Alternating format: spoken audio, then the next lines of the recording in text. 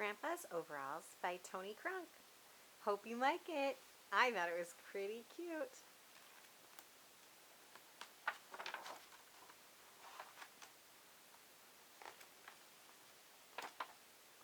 Early one morning, Grandma came downstairs just in time to see Grandpa's overalls hop down off their nail on the kitchen wall, slip out the door, and sneak away across the back porch. Grandma raised such a ruckus it knocked Grandpa, me, and the rest of us clean out of bed. Then we ran to the window, and sure enough, there they went, Grandpa's overalls, hightailing it past the clothesline and over the barnyard fence. "Quick, after 'em," Grandpa cried. "I got work to do today, and a man can't work in nothing but his long-handled drawers." So there we went, down the stairs and out the door, across the yard and over the fence, Grandpa, Grandma, me, and the rest of us chasing along behind. But Grandpa's overalls were nowhere to be seen. Grandpa was about ready to pop a stitch. "Never missed a day of work in my life," he said, "and I ain't about to now." We heard a commotion from the chicken house and ran around the barn. "Come back here, you rapscallions," Grandpa hollered. "I got work to do today." He took a flying tackle at them, but off they ran and disappeared.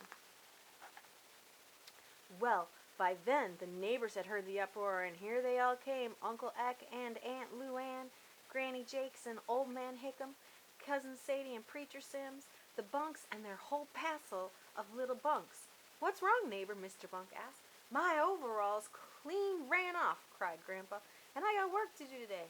Uncle Eck nodded sympathetically. "A man can't work in nothing but his long-handled drawers." Just then we heard a hubbub from the barn. Grandpa took off, and there we went, Grandma, me, and the rest of us tearing along behind, and there went Grandpa's overalls. Across the garden, into the potato patch, down through the hay, out into the cornfield, and finally up through the apple orchard, where they took a big leap right over the treetops. Off they went, up into the clouds, swirling and whirling, clear out of sight. We just stood there, Grandpa, Grandma, me, and the rest of us, shaking our heads, some of us scratching them, wondering what would happen next. Nothing did. Finally, Old Man Hickam said, "Well, there's a sight you don't see every day," which was true. But poor Grandpa was fit to bust. "Now what?" he said. "I've got all this work to do, and here I stand in nothing but my long-handled drawers." But then Granny Jakes rolled up her sleeves, relit her pipe, and tied down her bonnet. "Time we all got to work now, isn't it, neighbors?" she said. So Uncle Eck brought the chickens in, and Aunt Lou milked the cow, Cousin Sadie plowed the field, and Granny Jakes and Preacher Sims harvested the hay. Old Man Hickam weeded the garden. The Bunks and their little bunks dug a whole passel of potatoes.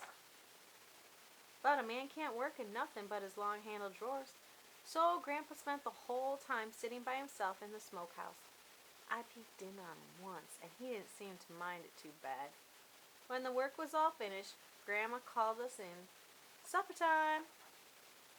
We called Grandpa out on the way to the house and showed him all the work we had done. He didn't seem too disappointed. So there we all went, tired but happy. Grandpa, Grandma, me, and the rest of us, up the lane and across the yard, around the house, just in time to see Grandpa's overalls and Grandma's nightgown slipping through the kitchen door and sneaking away across the yard. "Gracious me," called Grandma. "A body can't sleep without her long-tailed night tie. After 'em!" So there we went, Grandma, Grandpa, me, and the rest of us, chasing along behind. The end. Have a great day.